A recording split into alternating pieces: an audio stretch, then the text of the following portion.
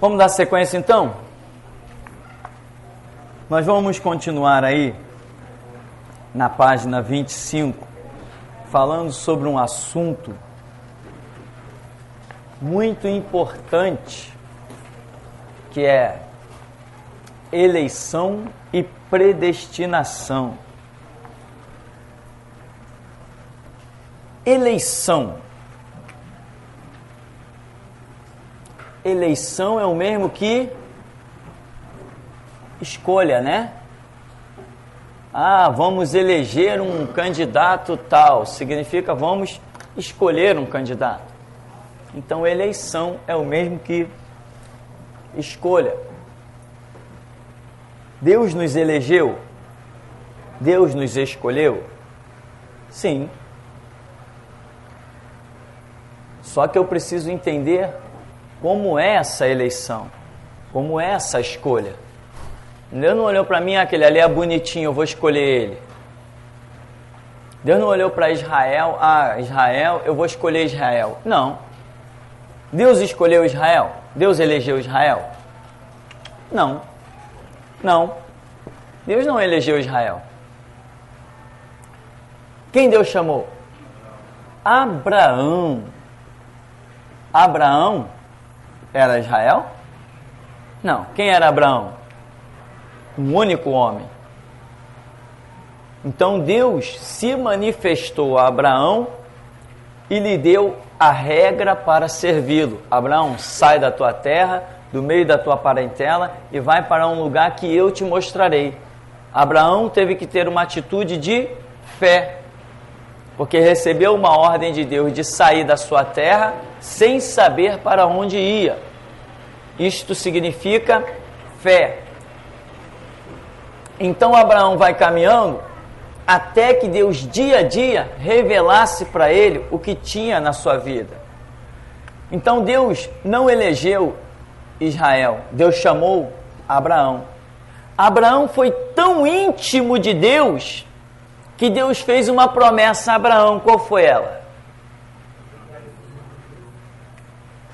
Far-te-ei uma grande nação, né? Far-te-ei uma nação. Abençoarei os teus descendentes. Então veja bem, quem são esses descendentes? Quem é esta nação? É Israel. Então, como se dá a eleição, a escolha de Israel? Mediante a obediência de Abraão. Hoje nós somos também eleitos de Deus? Somos. A igreja hoje é eleita de Deus. Mas também como se dá esta eleição da igreja? Mediante a cruz de Cristo. Mediante o sacrifício de Cristo. É aí que está a eleição da igreja, a escolha da igreja. Quem é a igreja? São aqueles que passam, ou diria, permanecem no sangue de Cristo, na doutrina de Jesus. Esses são os que se tornam igreja, que recebem a graça de Deus, a provisão de Deus, o livramento de Deus. Agora, você vê que essa graça e esse livramento varia de pessoa para pessoa, não varia? Com Israel não acontecia a mesma coisa? Enquanto uns estavam desfrutando do bom e do melhor, outros não estavam sendo mortos pelo próprio Deus? A história é a mesma, mas esse detalhe a gente vê no dia a dia. Então, irmãos, também a igreja foi eleita, foi escolhida mediante uma situação. Israel tem a sua situação pela qual ele foi eleito, e a igreja tem a sua situação pela qual foi eleita. Essa eleição é uma escolha de Deus pré-determinada. Deus determinou como elegeria Israel, Deus determinou como elegeria a igreja. Eleição, Por isso que aparece junto aí no estudo, eleição e predestinação, para que nós possamos ver a diferença. Muita gente confunde a eleição com predestinação. Não tem absolutamente nada a ver. A Bíblia diz que Ele nos elegeu o quê? Antes da fundação do mundo. Nos elegeu antes da fundação do mundo. Aí as pessoas dizem, tá vendo? Estamos predestinados. Não, a Bíblia não está dizendo que estamos predestinados. Que critério Deus usou para nos eleger? Cristo morreu na cruz pelos nossos pecados. Quem reconhece os seus pecados e se arrepende se torna um eleito de Deus. Quem reconhece os seus pecados se torna um eleito de Deus. Se não reconhecer os seus pecados, não se torna um eleito de Deus. Se fosse predestinado, independente da atitude da pessoa, o resultado seria o mesmo. Não, eu já estou predestinado. Eu reconhecendo meu pecado ou não, não faz diferença, que já estou predestinado. Mas, se a Bíblia exige o meu arrependimento, o reconhecimento do meu pecado, isto não é predestinação. Isto é eleição mediante uma atitude. Muito diferente, totalmente diferente. Aqui diz assim, Efésios 1, 4, 5. Como também nos elegeu nele, nele é quem? Quem é ele? Cristo Jesus, né? Como também nos elegeu nele, antes da fundação do mundo, para que fôssemos santos e irrepreensíveis diante dele em caridade. E nos predestinou para filhos de adoção por Jesus Cristo, para si mesmo, segundo o beneplácito da sua vontade. Está aí o verso mais conhecido e erroneamente usado pelos que se dizem ou pensam ser predestinados, ainda que os atributos morais de cada ser humano não lhe permitem aceitar isso. Os atributos morais que Deus colocou dentro do ser humano não lhe permite aceitar esse papo de predestinação. Mas vamos entender aqui esse verso que diz: como também nos elegeu em quem? Nele. Esse ele é Cristo. É o que Paulo está dizendo aqui em Efésios. Antes da fundação do mundo. Para que fôssemos santos e irrepreensíveis diante dele. E nos predestinou para filhos de adoção por Jesus Cristo, para si mesmo, segundo o beneplácito da sua vontade. Olha o que o verso bíblico está dizendo, Paulo, em Efésios 1, 4 e 5. Ele nos elegeu. Então, a nossa eleição é mediante Cristo. Nos elegeu nele. Se alguém está em Cristo, é nova criatura, as coisas velhas se passaram, tudo se fez novo. Essa é a visão. Antes da fundação do mundo. O que é esse antes da fundação do mundo? Onisciência de Deus, a sua capacidade de predeterminar todas as coisas. Deus determinou quem será salvo e quem será condenado? Sim ou não? Veja bem, sim. Só que ele não simplesmente determinou quem será salvo e quem será condenado. Ele determinou o critério. Entendeu? O critério, é aqui dentro desse critério que vai entrar um negócio glorioso que nós temos chamado livre-arbítrio. Dentro do critério. Agora, depois do critério de Deus está tudo determinado.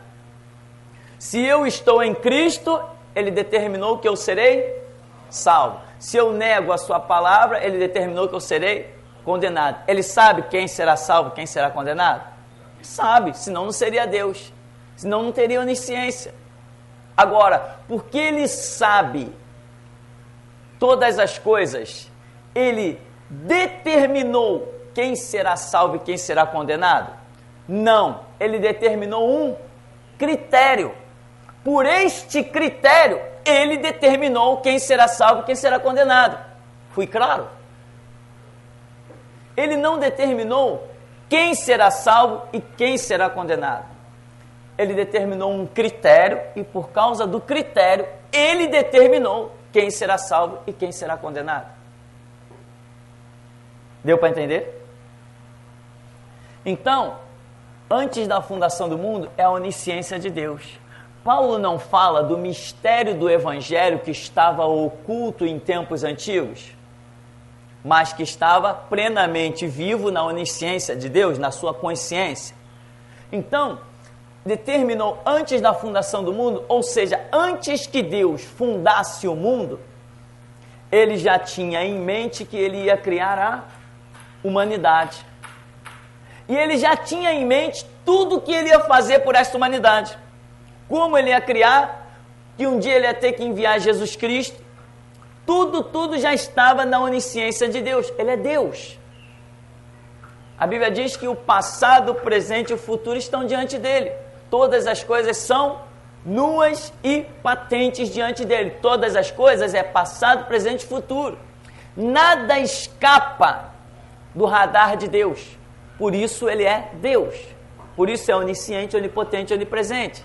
Muito acima do que qualquer coisa que nós possamos pensar, tentar esquadrinhar ou delimitar. Ele é espírito incriado. Só pelo fato dele ser incriado, já era. Nós vamos ficar no meio do caminho se tentarem esquadrinhá-lo. Então, antes da fundação do mundo, antes que o mundo existisse, lembra da oração de Jesus? Pai, santifica-me junto a Ti, glorifica-me junto a Ti com aquela glória que eu tinha contigo, antes que o mundo existisse. Não foi isso que Jesus orou? Então, antes que o mundo existisse, Pai, Filho e Espírito Santo já tinham comunhão, já existiam. Quando Deus criou o mundo, colocou o homem neste mundo, Deus já tinha o plano de tudo que ia fazer por essa humanidade, já sabia que Adão ia traí-lo, já sabia tudo, Deus já sabe tudo. Me dê uma prova que Deus sabe tudo. As profecias da Bíblia, as profecias de Daniel, as profecias de Apocalipse, não estão mostrando como o mundo vai se encerrar? Não está mostrando o desfecho de tudo? Deus sabe tudo. O homem foi posto sobre a terra, isso já estava na onisciência de Deus, né? Antes da fundação do mundo significa isso. Deus já sabia que ia ter que enviar Jesus Cristo para morrer na cruz para resgatar a humanidade. Deus já sabia, já tinha um projeto de que todos aqueles que passassem pela cruz de Cristo entrariam na salvação. E todos aqueles que negassem Cristo seriam condenados. Isso tudo é um projeto da onisciência de Deus, não é uma predestinação. Porque se fosse predestinação, a cruz de Cristo poderia ser excluída. Mas a partir do momento que entrou a cruz de Cristo para que eu manifeste o meu livre-arbítrio, isto deixa de ser predestinação e passa a ser eleição mediante o sacrifício de Cristo. Porque se fosse uma predestinação, Cristo morreu à toa. Eu não preciso dele para ser salvo, se eu já sou predestinado. Isso para cá, isso para nós, se torna bem simples. Eu não entendo porque pessoas, líderes por aí, se dizem tão estudados, outros não, são realmente cegos e estão apenas usufruindo da ignorância do povo. Mas outros que se dizem tão estudados, eu não entendo como eles não conseguem compreender isso.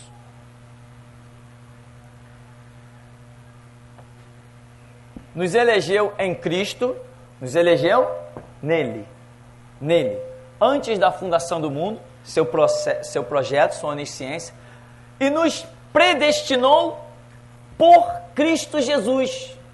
Por Cristo é o mesmo que através de Cristo, não é isso? Por Cristo é o mesmo que através de Cristo. Então, como que ele nos predestinou?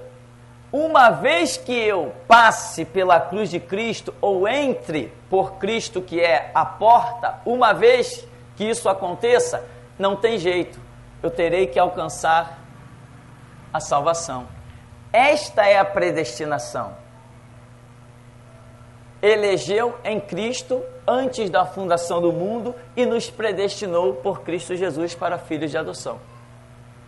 Eu acho que é muito claro o que o texto está dizendo. Se eu estou em Cristo, automaticamente eu recebo a salvação. Isso não é predestinação, isso é eleição. Se eu estou fora de Cristo, eu recebo a condenação. Isso não é predestinação, isto é eleição ou rejeição. Mas, quando fala predestinou, ele está querendo dizer que aquele que está em Cristo não tem jeito, ele estará predestinado ao céu. Deus, na sua onisciência, já determinou que se alguém reconhecer o sacrifício do seu filho, estará predestinado ao céu. Então, eu não nasci nem salvo nem condenado. Eu nasci para entrar no critério de Deus e manifestar o meu livre-arbítrio. Quando eu manifestar o meu livre-arbítrio, se eu disser não para Cristo, eu estarei predestinado ao inferno. Se eu disser sim para Cristo, eu estarei predestinado ao céu. Não adianta eu dizer amo Jesus e quero ir para o inferno. Deus não vai me lançar no inferno. Vai me colocar no céu mesmo que eu não queira ir. Ele determinou que se alguém crer no sangue do seu filho, esse alguém vai ter que morar na sua glória. E não adianta a pessoa dizer assim, não, eu não quero ser um cristão, eu não quero saber de Jesus, mas eu quero ir para o céu. Também não adianta. Isto é a predestinação que a Escritura nos ensina. Hã? Livre-arbítrio?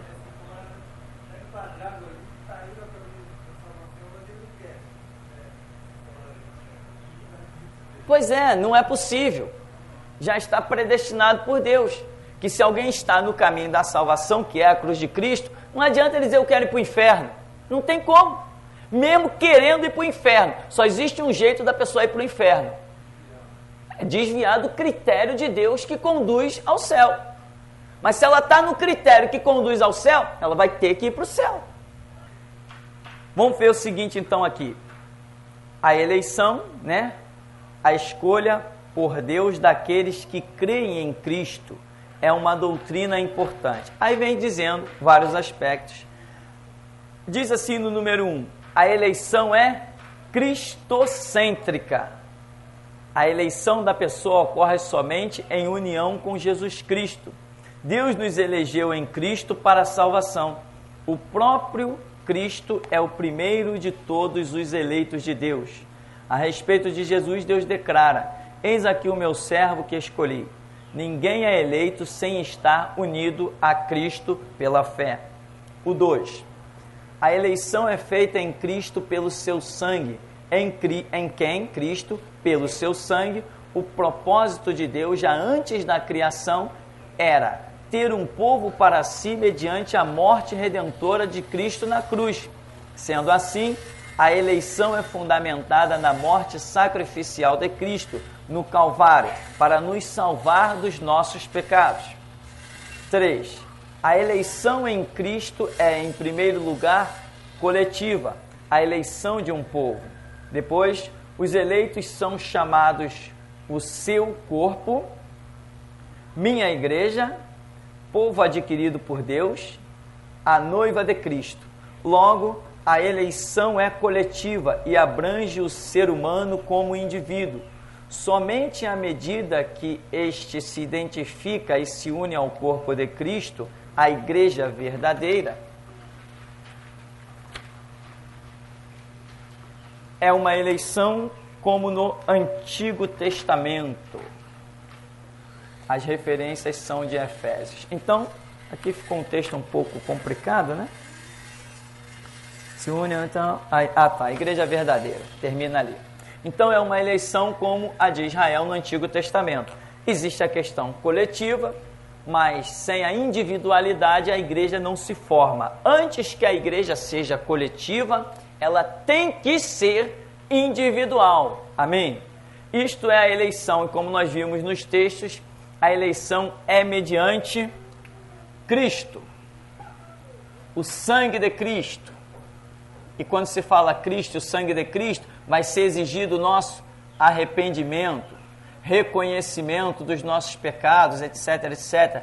Atitude, renúncia, lágrimas e prantos, dores, choro e muitas coisas que as pessoas não gostam de ouvir. Se o líder da causa, Jesus Cristo, pranteou, chorou, sofreu angústia, suou gota de sangue e disse: a um servo cabe ser igual ao seu Senhor. Muita gente foge da mensagem dura da cruz. A cruz é uma mensagem terrível, irmão. A cruz é uma mensagem terrível. Então, essas são situações que nos fazem realmente alcançar a eleição de Deus. Uma vez nesta eleição, vem a predestinação através de Cristo Jesus.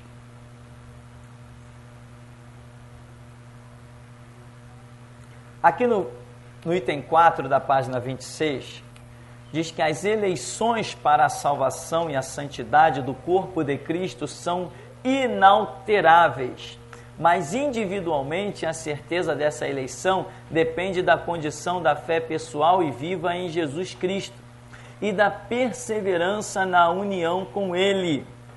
Perseverança na união com Ele. O apóstolo Paulo demonstra esse fato da seguinte maneira: o propósito eterno de Deus para a igreja é que sejamos santos e irrepreensíveis diante dele. Isso se refere tanto ao perdão dos pecados, como a santidade, santificação e santidade. O povo eleito de Deus está sendo conduzido pelo Espírito Santo em direção à santificação e à santidade. O apóstolo enfatiza repetidas vezes o propósito supremo de Deus. O cumprimento desse propósito para a igreja como corpo não falhará. Cristo a apresentará a si mesmo, igreja gloriosa, santa e irrepreensível. O cumprimento desse propósito para o crente como indivíduo dentro da igreja é condicional. Cristo irá vos apresentará santos e irrepreensíveis diante dele. Somente se continuarmos na fé, a Bíblia mostra isso claramente. Cristo vos apresentará santos e irrepreensíveis e inculpáveis se, na verdade, permanecerdes fundados e firmes na fé e não vos moverdes da esperança do Evangelho. Ele termina de uma maneira tremenda. Não vos moverdes da esperança do Evangelho. Por exemplo, alguém que já esteve na igreja, pregou, foi até pastor, como eu conheço vários, expulsou demônio, curou enfermo, fez maravilhas, profetizou, pessoas que fundaram até igrejas, fizeram 1000 coisas, mas se elas se desviarem, se moverem da esperança do Evangelho, elas perdem a salvação. Aquela velha história que Ezequiel exemplifica muito bem quando ele diz assim, se o justo que praticou justiça toda a sua vida vier depois a praticar a impiedade, toda a sua justiça será... O que vai acontecer com a justiça? Será esquecida. E ele, pela sua impiedade, morrerá. Mas se o ímpio praticou impiedade a sua vida toda, e depois ele vem e pratica a justiça, toda a sua impiedade será esquecida, e pela sua justiça ele, critério de Deus, quem vai questionar? É assim que ele determinou, é assim está feito. Então, o que acontece com os desviados? Não, Deus, eu ouvi um dizendo, eu fiquei impressionado. Não, Deus vai considerar. Eu servi o Evangelho 50 anos. Sinto muito. Jogou 50 anos fora. Jogou 50 anos fora. Porque a Escritura diz, ser fiel até a morte, e dar-te-ei a coroa da vida. A coroa da vida vem depois de quê? Da morte. Acompanhada de fidelidade.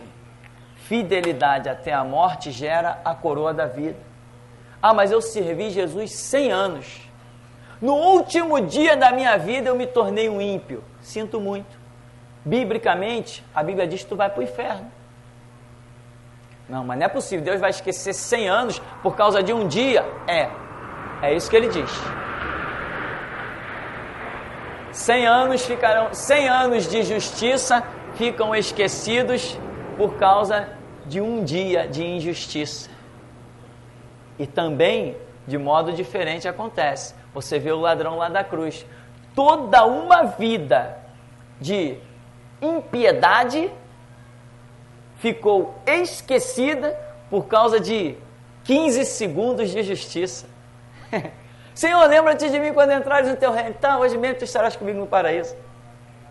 Quem ouviu Jesus dizer aquilo, mas não é possível. Esse camarada foi ímpio a vida toda.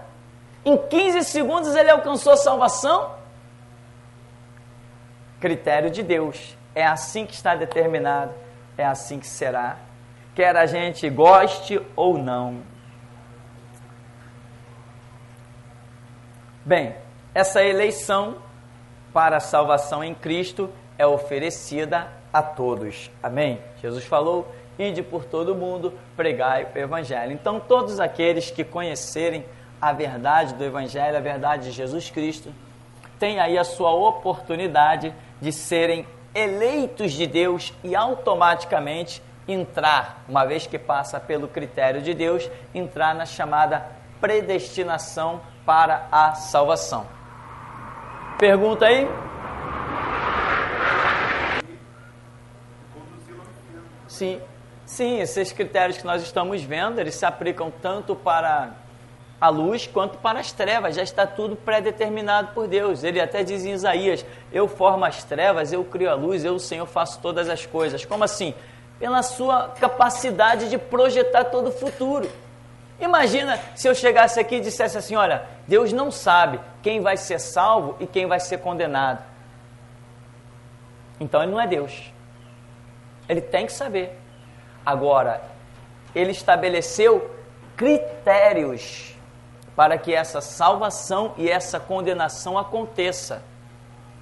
É isso que Paulo chama de predestinação em Cristo. Porque ele está ali falando especificamente da salvação. Ele diz, nos predestinou em Cristo para filhos de adoção. Filhos de adoção são salvos, uma vez em Cristo. Agora, se somente em Cristo eu sou salvo, fora de Cristo, sou condenado. Isto é a predestinação que a Bíblia fala. Uma predestinação passando por Cristo para a salvação ou para a condenação. Bom, João 3,16 diz, né? Deus amou o mundo de tal maneira, deu o seu Filho para que todo aquele que nele crê não pereça. Automaticamente, se nele não crê, vai perecer. Não condiz por aí, né? Eticamente, o árvore genealógica de cair para cá estão condenados. Isso é o que nós vamos ver na próxima aula. Nós vamos estudar sobre predestinação. E nós vamos, só para adiantar você, para nós encerrarmos, quando a Bíblia fala, ou quando alguns falam defendendo predestinação, inclusive um servo do diabo chamado Miguel Ângelo, colocou na cabeça do povo dele que Abel era a semente boa E Caim, que matou Abel, né? Era a semente maligna. Então, todos os que seriam descendentes de Abel são salvos. E todos os descendentes de Caim, condenados. Fácil, não? Ele se acha um crânio, ele se acha o máximo. Só que aqui aconteceu um negócio chamado dilúvio. Acabou com a semente de Caim, acabou com a semente de Abel. Só sobrou a semente de Noé. E se Noé era justo e a sua descendência justa, todos nós somos salvos. Jesus morreu à toa. Jesus mentiu falando de inferno, falando de condenação. Porque de Noé, se essa teoria terrível tivesse correta, então, já que é descendência que vai determinar, genealogia que vai determinar quem é salvo ou condenado, como os judeus iludidamente, nós somos descendência de Abraão. Nós temos por pai Abraão. O que Jesus disse? Vocês têm por pai o diabo. Então Jesus está mostrando que genealogia não está aí. Ele não está nem aí para genealogia. Não existe genealogia de salvo nem genealogia de condenado. Então, Noé era justo, seus filhos automaticamente seriam justos. Então toda a descendência de Noé, hoje nós somos descendentes de Noé, porque somente de Noé se repovoou todo o planeta Terra, então todos nós somos salvos. Para que Jesus veio morrer na cruz se todos nós já éramos salvos? Né? Por que João Batista chamou de raça de víbora? Todo mundo era salvo? Enfim, então, meu irmão, isso é o que nós vamos ver mais detalhadamente na próxima aula. Em Gênesis. Quando a Bíblia fala em Gênesis, de Adão e Eva, diz que ele teve filhos e filhas. E até que chegasse em Abel e Caim, já existia uma multidão sobre a terra. Irmão, eu falei multidão. Quer uma prova? Caim matou Abel, foi isso mesmo? Matou Abel. O que Caim diz para Deus? Quando Deus põe um selo em Caim, ele diz: olha, tu me lanças forasteiro e peregrino por toda a terra. Acontecerá que todo aquele que me vir vai me matar. Todo aquele quem? Se não existia mais ninguém. Todo aquele quem? Deus lançou ele forasteiro e peregrino sobre a terra. E ele diz: olha, todo aquele que me vir vai me matar, vai querer me matar. Aí Deus foi e colocou um selo em Caim, para que todo aquele que o encontrasse não matasse. Todo aquele quem? Então isso significa que antes de Abel e Caim, a terra já estava populosamente habitada. Não diga isso para os teólogos.